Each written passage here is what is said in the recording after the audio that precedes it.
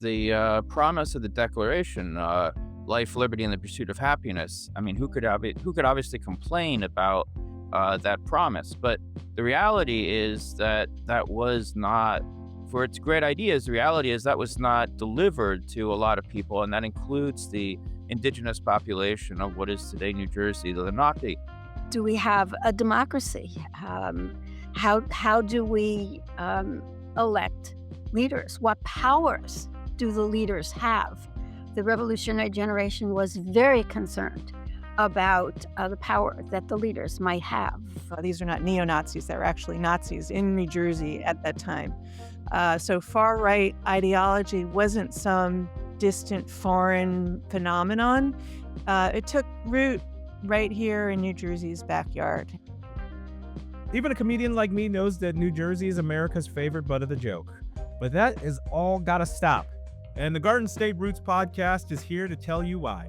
Because it turns out, my friends, New Jersey has been a major revolutionary force for 2.5 centuries now. From music, to film, to sports, to tech, and from food to politics. Join me, Justin Williams, to explore Jersey's most revolutionary historical moments and figures over 8 episodes of gutsy game changers and amazing catalysts. Garden State Roots is digging up some stories. The bucolic sound of Hillside Park. Close to Andover Township, this grassy recreation ground, like so many others across New Jersey, is the center of the community. There's baseball fields, picnic tables, and a barn-cum dance hall for all of those important family occasions. But if we were to rewind back to 1939, the scene would be very different. 8,000 people would be here some days, many of them with German heritage, drinking beer, making speeches, and practicing Nazi marches and salutes under a swastika flag. That's because back then, the site was known as Camp Nordland, a 200-acre training ground of the American Bund, a Hitler-affiliated Nazi movement committed to the idea of a master race dominating in the United States. This is just one of the many big ideas that New Jersey has fought over for the last 2.5 centuries.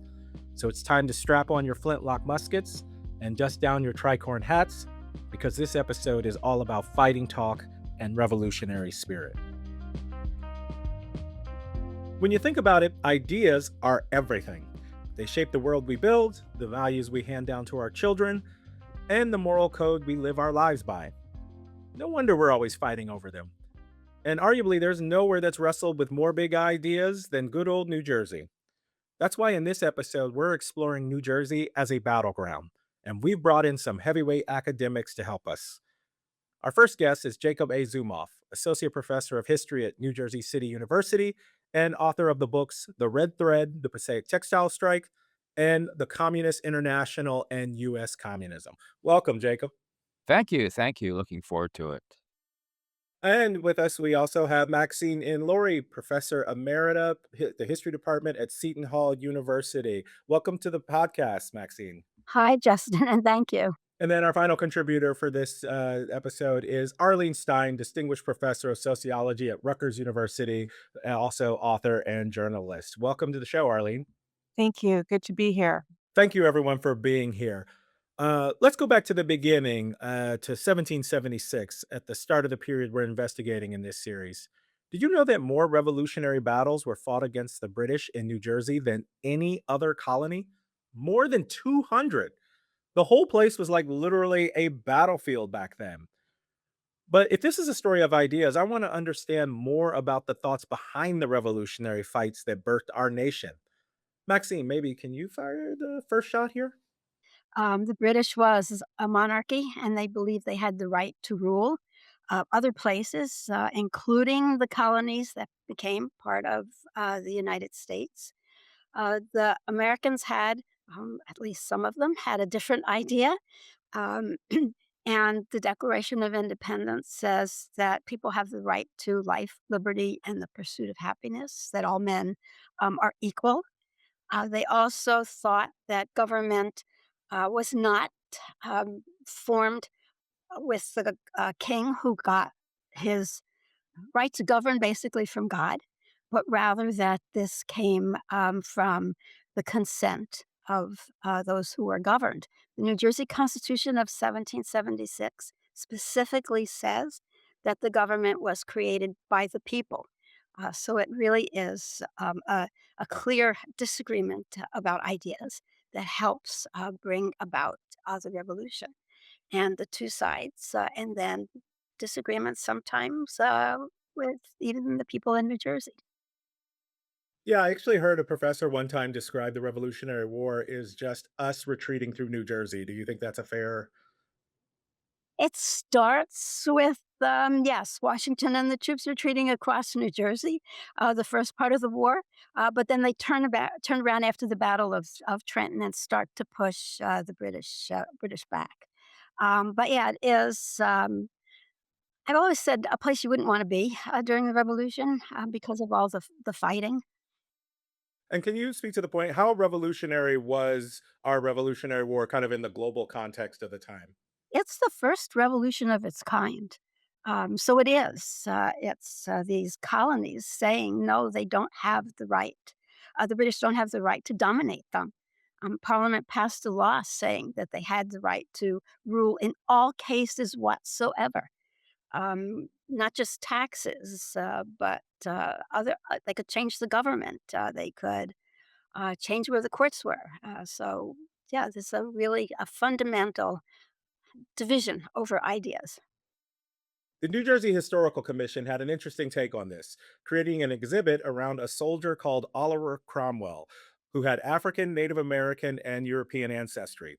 A good example of a man who really believed the ideas of liberty extended to him, even though most white soldiers would probably not have shared his opinion at the time.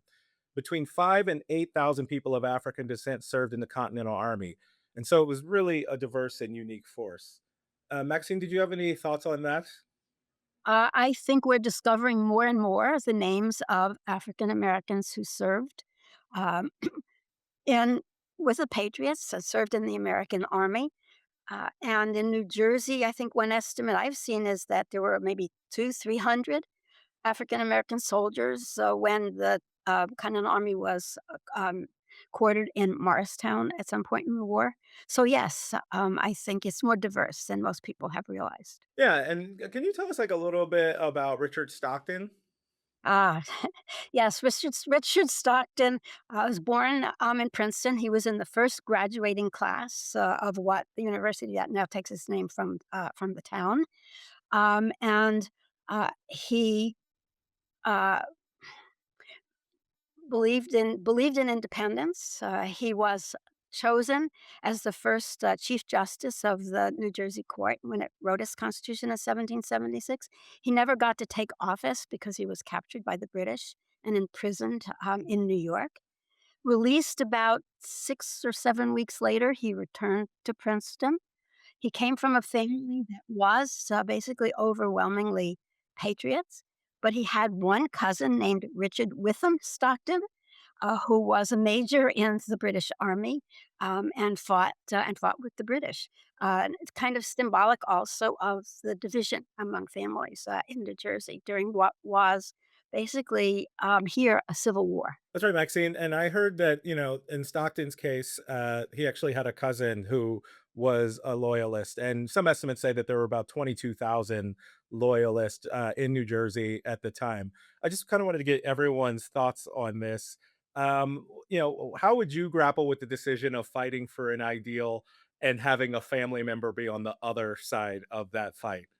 It could be very difficult for some people. I mean, some families stuck together, they were on the same side, but some of them divided. And it became very, very hard. There's even cases, I can think of one case where the father was on one side and the father was on one side, the mother and the son were patriots. And yes, they were fighting against each other. And that was hard decision, hard to go through, for I think for all of them. And Jacob, what do you think you might do in that kind of situation? Well, I mean, it's obviously a very hard decision, and I think, like Maxine said, it split families apart, and I could see, uh, whatever decision you make, you might not be able to talk to your relatives, certainly during the war, but then afterwards, I mean, a famous example, of course, is Benjamin Franklin, who his favorite son sided with the British, and I believe they never spoke to each other again. So it was could be a very serious thing. And Arlene, what would you do in a situation like this, especially considering the odds at the time would have been so stacked against the Continental Army? You mean as a woman, what would I have done? Well, I suppose if women had been drafted in those days, I would have joined alongside them for to fight for independence. But that, of course, did not happen. Women didn't have the right to vote, and they certainly were not enlisted in the fighting force on the front lines. Well, that's like an interesting point to think about, and kind of staying with that theme on how the ideals of freedom of liberty maybe weren't applied universally. Let's go to the Declaration of Independence. It's a great big idea.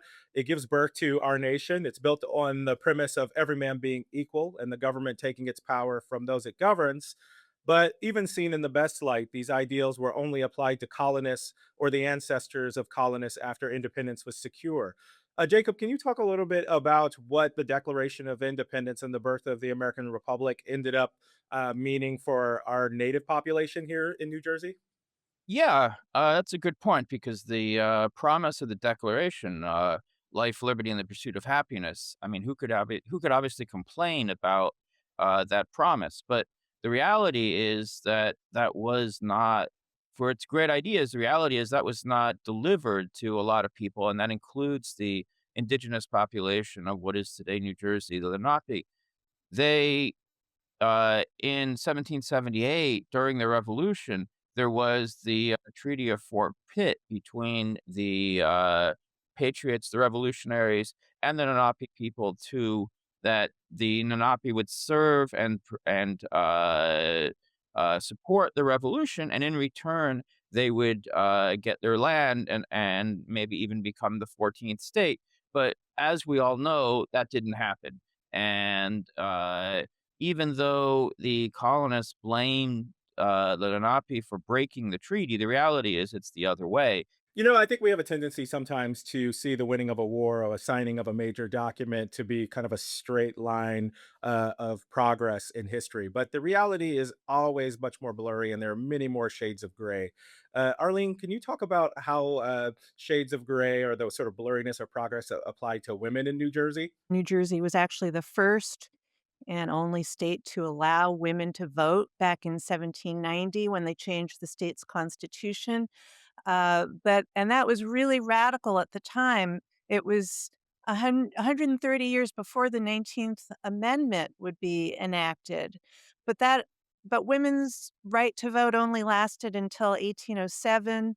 Women were thought to be too impressionable to vote, and so they were left out of the ballot box for the next century. It just shows that rights can be lost. And much later, this pattern repeats itself with abortion rights. So Roe v. Wade was passed in 1973. It established a women's constitutional right to abortion at the federal level.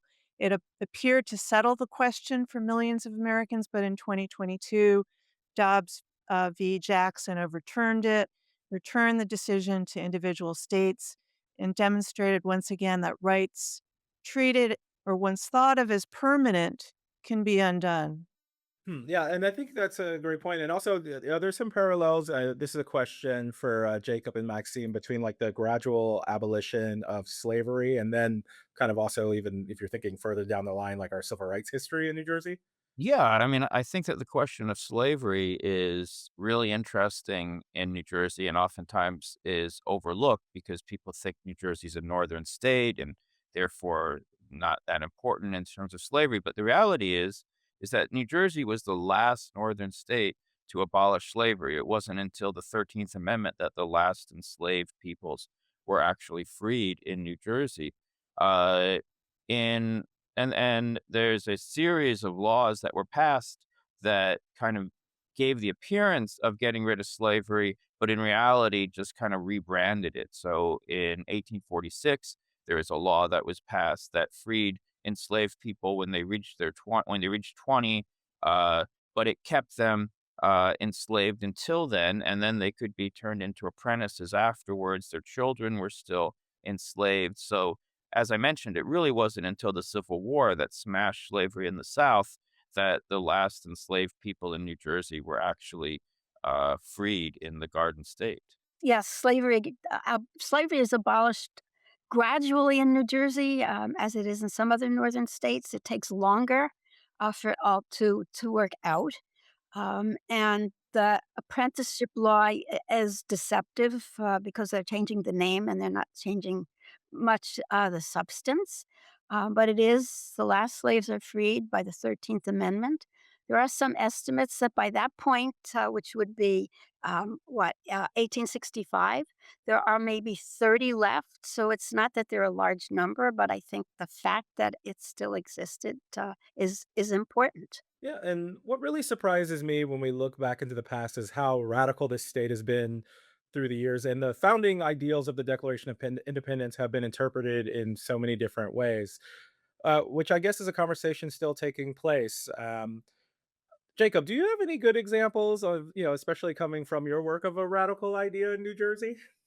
Well, one of the things that I find really interesting, and especially this year in 2026, because it's the 100th anniversary of the Passaic textile strike, which a lot of people don't know about, and it was a massive strike of wool workers, 15,000, mainly immigrants, half of them women in Passaic and the region, and it was the first major strike in the United States led by communists, and it was on the front page of not only the Passaic News, but the New York Times and every newspaper in the United States. And it really highlighted this literal battlefield that was going on in New Jersey in the 150th anniversary of the American Revolution. Jacob, for a lot of our listeners, they might say, the United States, and they just associate it as sort of like the vanguard of capitalism in the world. Can you give our listeners a sense of like how large the participation was in the communist movement in New Jersey? Yeah, well, it's true that the United States, especially in the 20s, was kind of the paragon of capitalism. But for that very reason, there were people who were left out of the business and the rise of affluence, and that they found fertile ground, the Communist Party. So in industrial zones like Passaic, like Paterson, like Newark, as well as other places, Trenton, New Brunswick. The leftists, including the communists, found fertile soil. It wasn't that they were a mass party, but in times like the 1926 strike, they were able to get thousands of people because the communists were really the only people who were willing to stand up to organize the unorganized in a time when that wasn't common. So I think that communism is actually much more important in New Jersey than people tend to acknowledge. And just so our listeners know, who would be some key figures in the communist movement at that time? Well, in the Passaic strike, the most famous person was Albert Weisbord, who is a really interesting figure. He comes from the Lower East Side of New York, son of Jewish immigrants, went to Harvard Law School, and then almost as soon as he graduated from Harvard Law School, he got a job in a silk mill in Paterson and started to organize workers. Another figure in the strike that's probably more well known is Elizabeth Gurley Flynn. She had been active in the labor movement going back decades, including in the Paterson strike of 1913. And then during the strike of 1926, she was very active in publicizing it, including at times making 2 to 3 speeches a day in Passaic and the region. And there were lots of other people who were prominent in the strike, men and women, immigrants, native born. So it really kind of brought to the fore this struggle that was oftentimes not out in the open normally. Yeah, and kind of piggybacking off of that, Arlene, was this common for women to be at the active and at the forefront sometimes in these movements, and was there more risk for them? I think women were always active in progressive social movements, and certainly nationally, women were active in trade unionism in the early 20th century. So, of course, they would be active in New Jersey as well.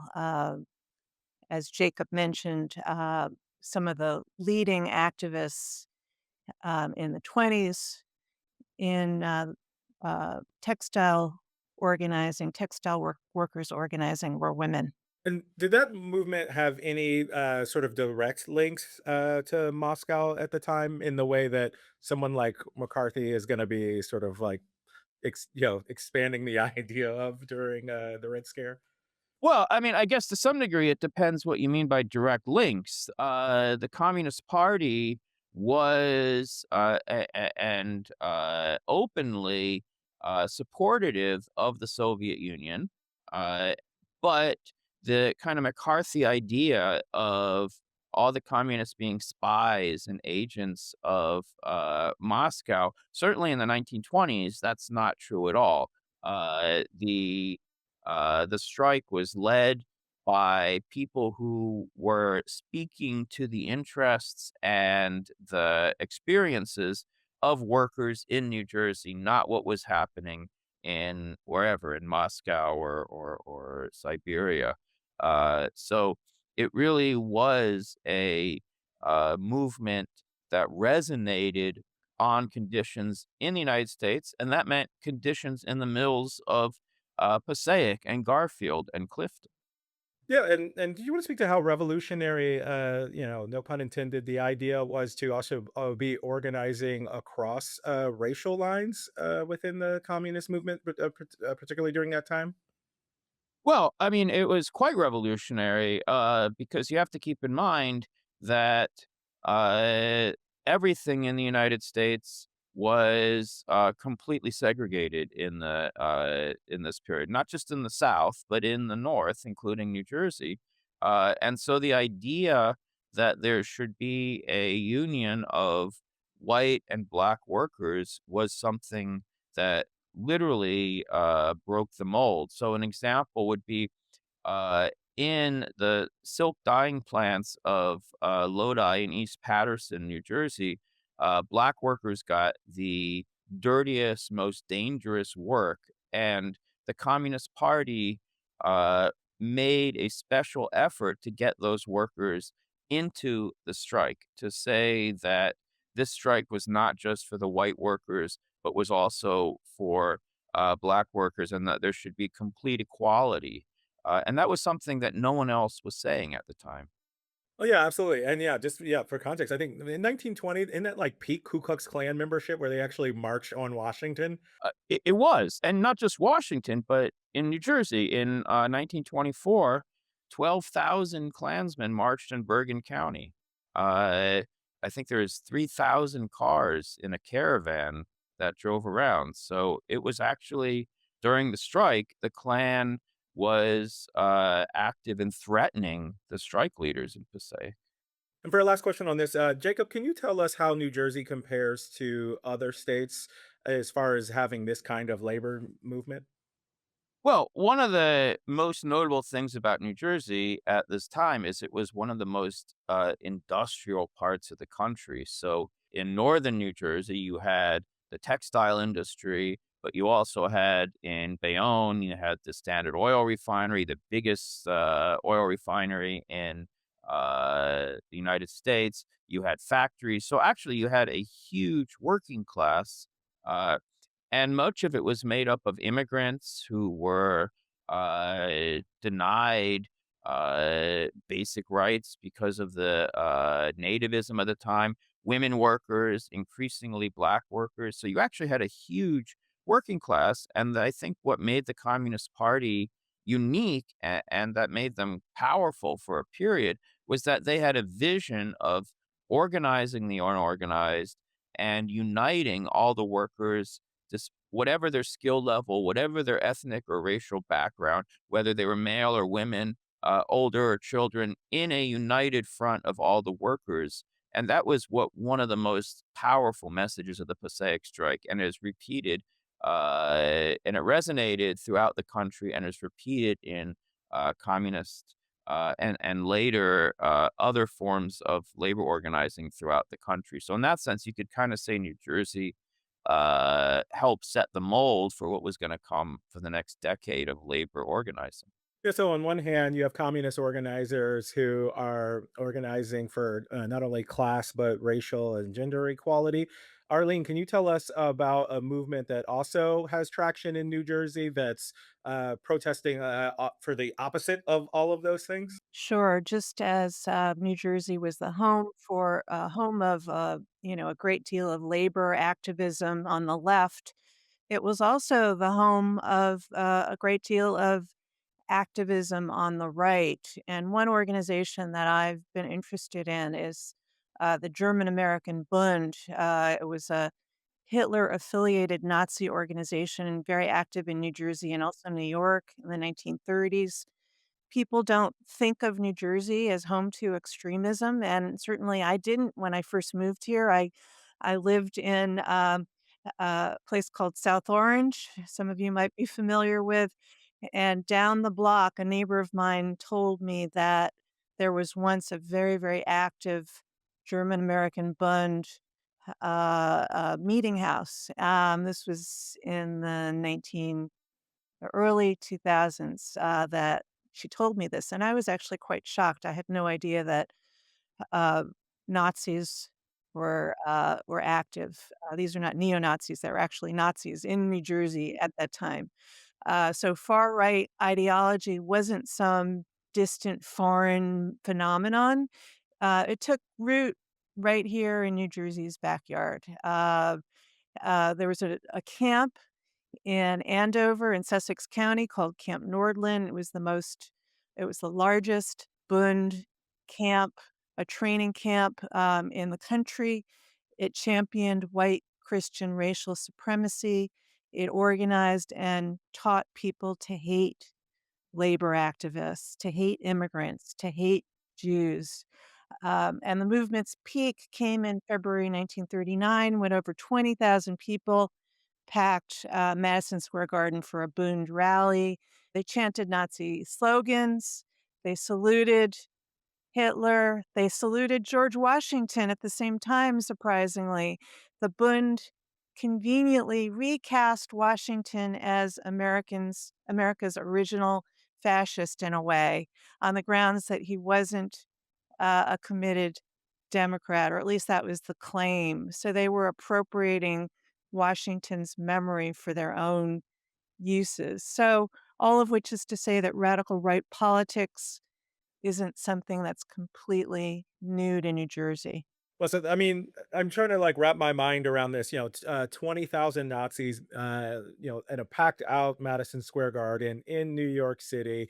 Can you tell us like a little bit more about the imagery? How do they say that George Washington is sort of one of their own? How do you even represent that at a rally like this?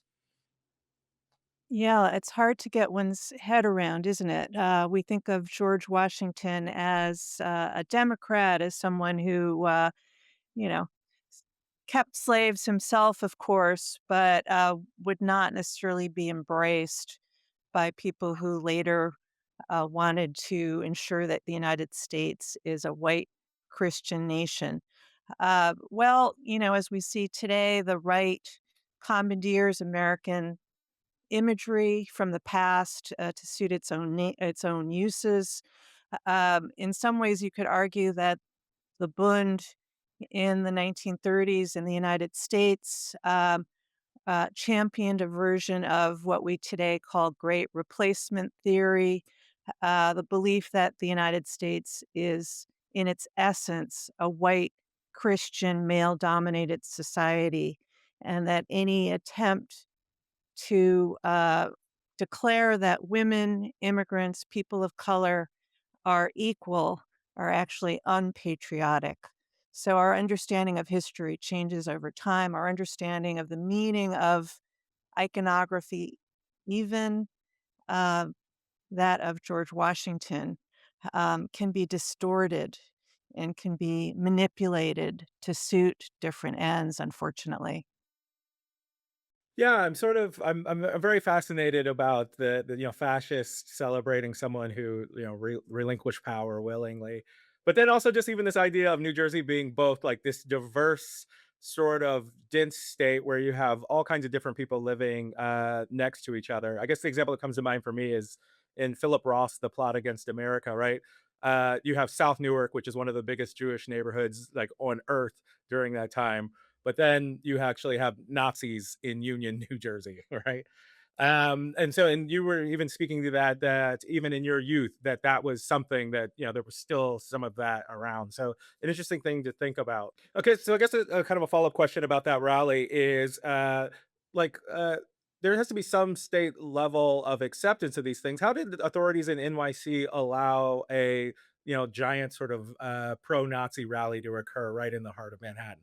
Well, we do believe in free speech. At this point, there was, I think, a great deal of controversy over whether they should be allowed to organize and to convene in the center of Manhattan. There were street rallies and protests and fistfights that broke out outside of Madison Square Garden when members of different communist aligned organizations, trade unionists, Jews, and others uh, came basically to say this is not acceptable. So there's always been a tension between those who believe that even far right and hateful groups should be allowed to express themselves, and those who believe that these groups threatened and continue to threaten the safety of Americans, particularly of minority Americans. Now, Maxine, did you want to comment on any of that? I had two thoughts I think about this, and it's already brought up. There were protests against the Nazis in New Jersey too. So you get, New Jersey is always more complicated than you think. I also, part of my research at one point, um, was looking for pictures of the Klan in New Jersey, and found several where the New Jersey organized Klan marched in Washington D.C. in the mid 1920s. And the thing that startled me was that there are all these men in their white coats, but there's also women who were members of the Klan, and there they are in their white outfits, wearing white high-heeled shoes and marching in Washington D.C. So I think it, gets complicated in all different kinds of ways. And so, just a reminder to our listeners that by 1926, the Ku Klux Klan had a membership of 8,000 in Monmouth County. Still exists in some places in South Jersey. Jacob, did you have any thoughts on this? Well, I mean, I think that it's interesting. It shows in New Jersey, the metropolitan area, that there really was a clash that was set up between the forces of workers, leftists, black people who were fighting for their rights, but also a counterforce, and that played out in or around Madison Square Garden, as people have said. Communists, Trotskyists, others helped organize massive demonstrations against the Nazis in New York City with the idea of that they were a threat to the labor movement, to blacks, to Jews, and others. And so, uh, like we've been talking about, there are these ideas, but then there's the question of how these ideas play out in reality. And New Jersey, New York, obviously, but New Jersey, this is really fertile ground for that. And Jacob, I was wondering if you could speak a little bit more to sort of more contemporary battlegrounds, especially around the idea of race. I'm thinking kind of like of the history of the 1960s in Newark, and even sort of in more recent years. Yeah, I mentioned the question of segregation and the question of racial integration, the fight against segregation, and that didn't stop in the 1920s or the 1930s. And in fact, New Jersey is one of the most segregated places in certainly in the North in the 60s, 70s, 80s, and I would say still today. And so a prime example of that would be what's somewhat erroneously referred to as the Newark riots of 1967, where there was corruption and in the city government, but also is dominated by this kind of white democratic power structure. And increasing number of black people were moving into the city, and there was increasing segregation and police violence, and that really exploded in 1967 when uh, there was, massive outrage against the way that the white police treated the black community in Newark. And that was repeated in different ways elsewhere in the state, for example, in Jersey City, where I teach. Uh, and you still see segregation and police violence today in New Jersey, which is one of the reasons in 2020 when there was the massive protest against police violence, racist police violence, that resonated in throughout the Garden State, including Newark, which is one of the most segregated areas in the United States, Jersey City. Uh, Throughout the country. So I think that these issues, that the segregation, the fight against segregation, the fight for equality, that these haven't disappeared. So there's a question I'd like to throw to the panel. Do you also sort of see the link between the civil rights struggles of the 1960s and then the, sort of the peak of the Black Lives Matter movement in 2020? I think certainly the reaction to police violence is, um, Jacob mentioned, in 1967, 1968, is reflected in some of what's happening more recently. I think efforts to push back against civil rights gains that were made in the 1960s and afterwards is producing a reaction today. So I think there is a line now, like we're going back to some of the things we argued about 40, 50 years ago.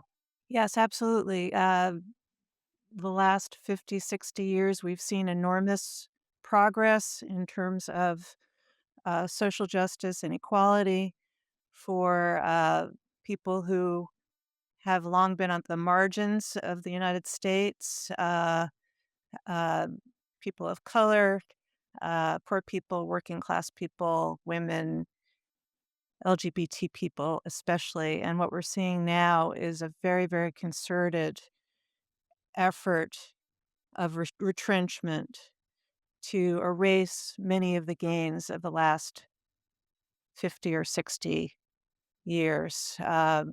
So, yes, we're just as New Jersey has always been home to movements of liberation, movements of equality, it's also been home to movements that try to turn the clock back, and that's still true today. Yeah, and on that note, especially when we're thinking about the sort of, social and economic context that causes these things to, still resonate, it's worth giving a shout out to the Lilly Report, which will celebrate its 60th anniversary next year.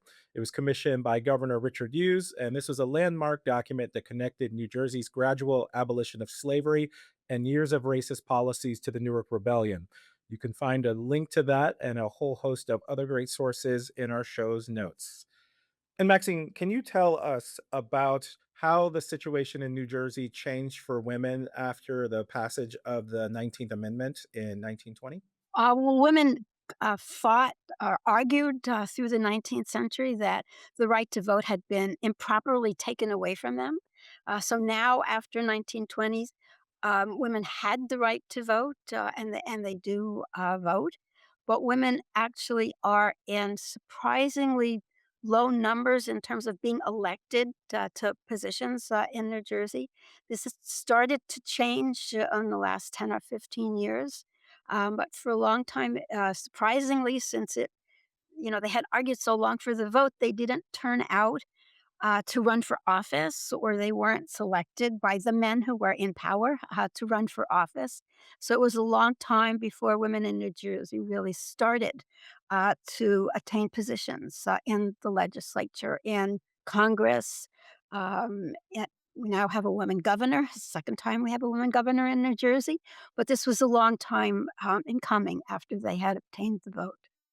And so, on the issue of women's suffrage and the fight to expand it in New Jersey, who are the names of some people and organizations that our listeners should know?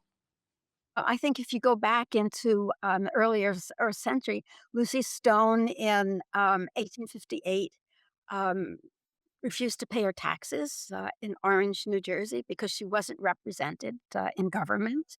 And then you go on, and there are other figures who establish organizations to fight for women's rights. And one of the most interesting ones to me is Alice Paul, who was from South Jersey, raised as a Quaker, and established a militant national organization to fight for the right of women to vote. So she's important. She also shows up, to my surprise, once when I was looking at the Constitutional Convention in New Jersey from 1947 that wrote New Jersey's third constitution. There she is. It's almost 30, 40 years after she established that national organization, and she shows up to argue that they should put an equal rights provision in the Constitution. And they don't explicitly do that, but there she is still arguing, still fighting all those years later. Oh, yes. And can you give us a sense of how important New Jersey was in the women's suffrage movement at the time? Uh, well, it's interesting because it has that history of women actually having the right to vote initially under the 1776 Constitution. When women argued in the 19th century, and then you could even go up to the 20th century. They could argue, which you couldn't do anyplace else, that yes, they had this right, and it had been taken away. So there's kind of a different argument that is important. And then again, Alice Paul is important nationally in creating this national party that will parade and protest and organize and stand in front of Wilson's White House to try and get him to agree to the amendment that gives women the right to vote. So they do play, I think, a role. Yeah, and on the kind of the topic of sort of like intersectionality and like solidarity, and especially during a time where that wasn't common, we wanted to give a shout out to Reverend Florence Spearing Randolph, who formed the New Jersey State Federation of Colored Women's Club in 1915, because women's suffrage organizations were segregated until they united in 1917. I just want to kind of like open this question up to the entire panel. How do you see women's issues that we've talked about in the past kind of having a straight line of continuity kind of to the sort of contemporary Me Too movement? Well, women want to have control over their bodies in terms of, and have historically wanted control over their bodies in terms of questions of reproductive rights, and also in terms of politics and sexual equality. It's been an ongoing struggle. We see that this struggle continues today. It has not abated. Um, and so there is, a straight line between those who believe that women should have bodily integrity and equal power, and those who would like to objectify women and say that their bodies are not their own. Unfortunately, those that debate is still with us very powerfully today.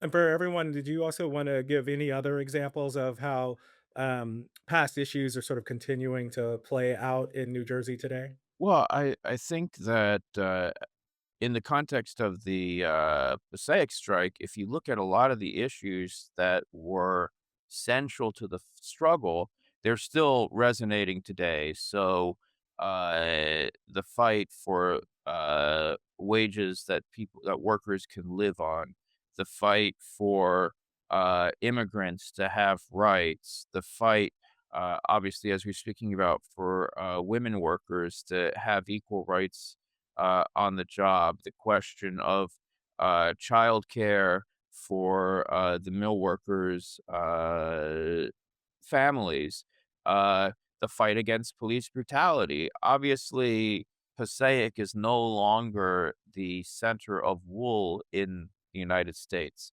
But I think that these issues, the very issues that propelled the labor movement and the Communist Party in the 1920s to resonate throughout the state and the nation, a lot of them are still here today.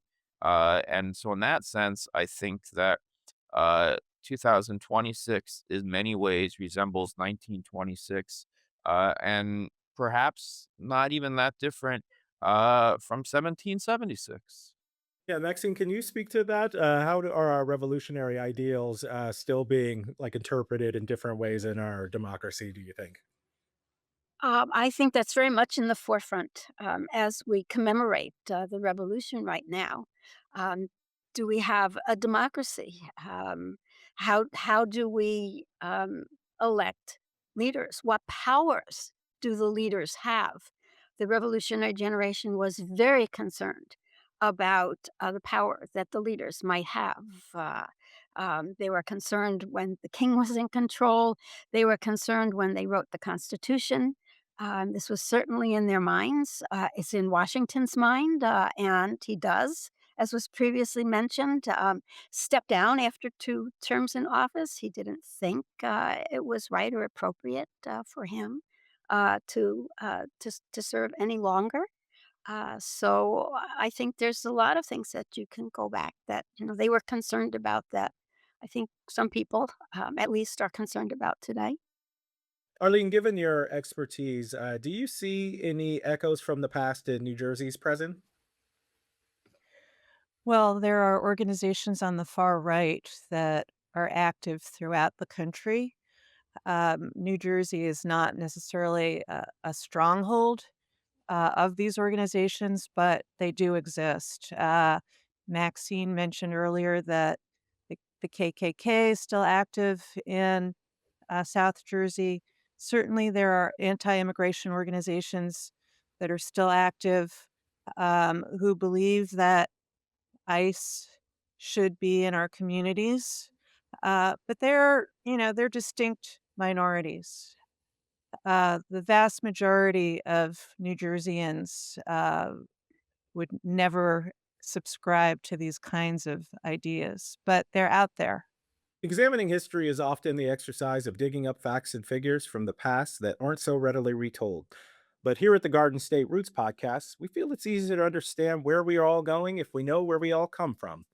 The past is also something we still grapple with on an everyday basis. So if you want to learn more, check out the show notes, which contain details of all the great historic sites and museums you can visit to breathe in and join the battleground yourself. I want to thank all of our guests for joining us and providing such a wonderfully rich discussion. Thank you so much, Maxine. Thank you, Justin. And Arlene. Great to be here. Thank you. And Jacob. Thank you so much. Thank you. I had a great time. On our next episode, we're asking the big question, how did New Jersey help create hip hop? We're going to find out about the Garden State's instrumental role in creating the culture that we know and love today. Be sure to subscribe. Garden State Roots is digging up some stories.